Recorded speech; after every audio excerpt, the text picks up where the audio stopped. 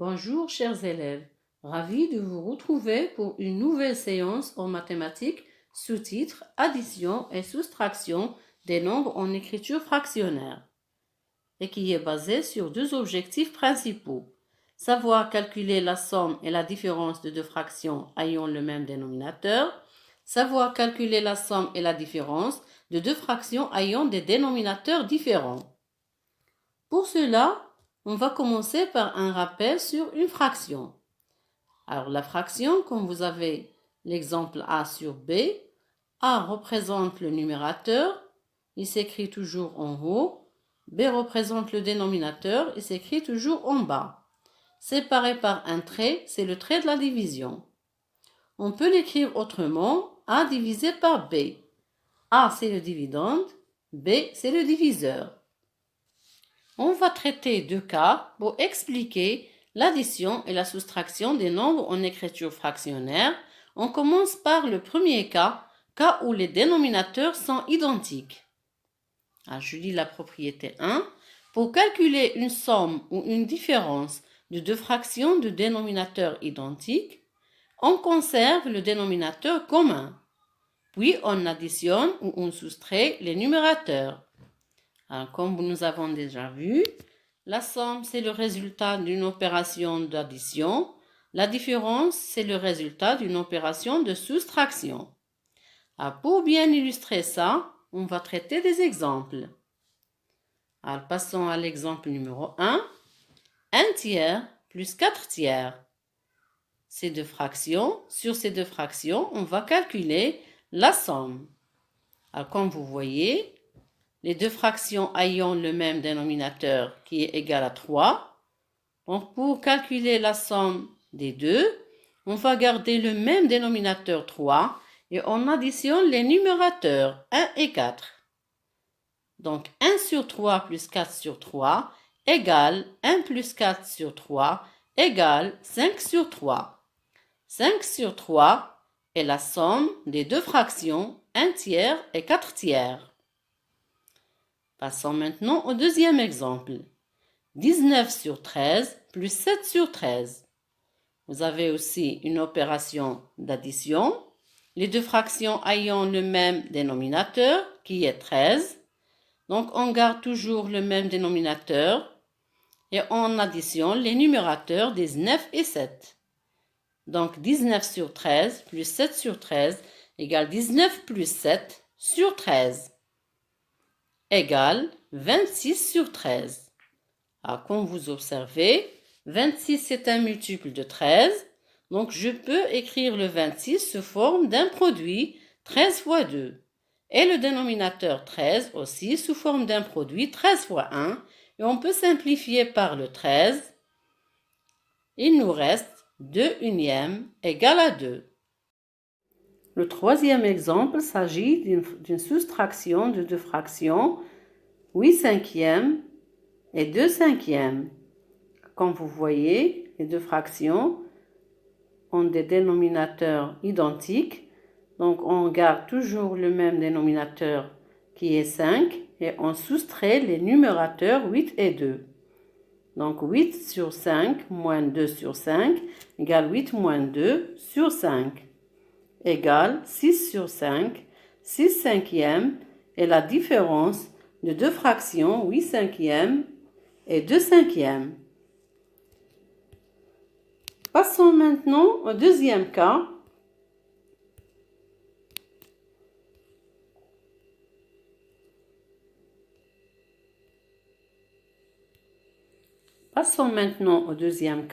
Cas où les dénominateurs sont différents.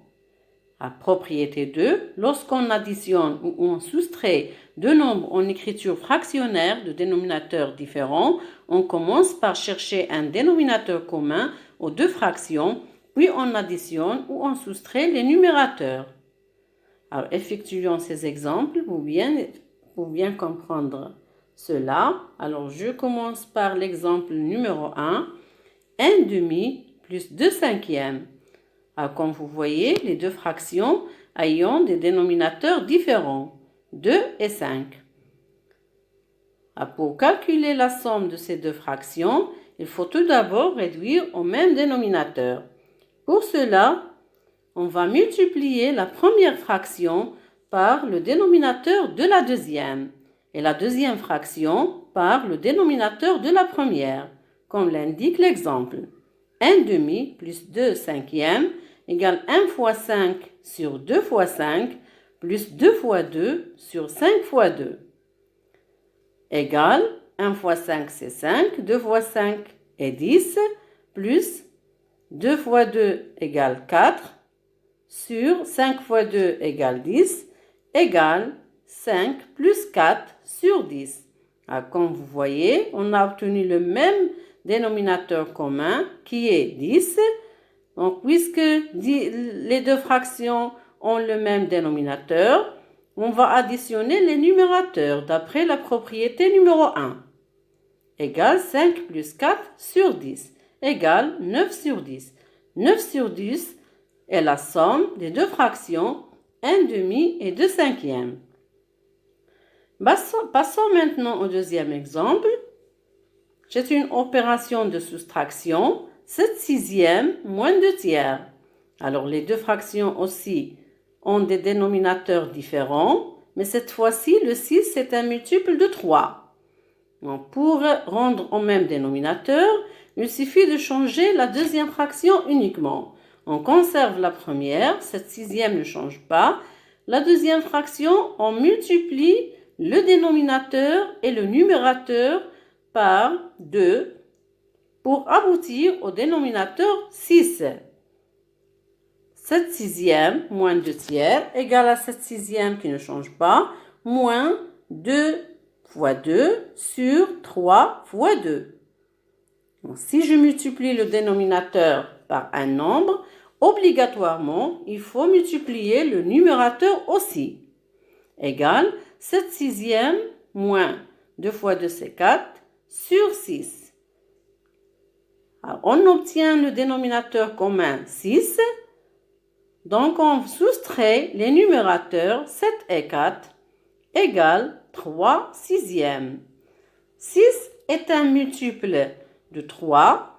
Donc, on écrit le 6 sous forme de produit 3 fois 2 et le numérateur 3 sous forme de produit 3 fois 1. Et on simplifie par 3 égale 1 demi. 1 demi est la différence des deux fractions 7 sixièmes et 2 tiers. Le dernier exemple, c'est une addition entre une fraction et un nombre entier naturel. Rappelons-nous que tout entier naturel peut s'écrire sous forme d'une fraction ayant pour dénominateur le nombre 1. Donc 2 cinquièmes plus 3 égale 2 cinquièmes plus 3 unièmes. Alors vous avez les deux fractions ont des dénominateurs différents.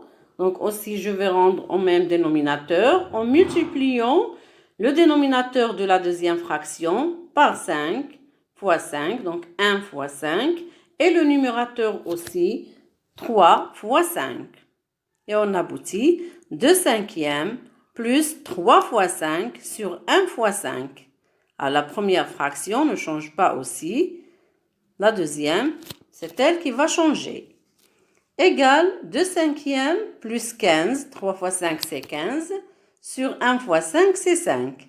Finalement, on a les deux dénominateurs égales à 5, donc on additionne les numérateurs 2 et 15 égale 17 sur 5. Donc la fraction 17 sur 5 est l'addition de la fraction 2 cinquièmes et 3. On arrive à la fin de la séance. J'espère que vous avez bien acquis les différents cas pour calculer la somme et les différences des deux fractions.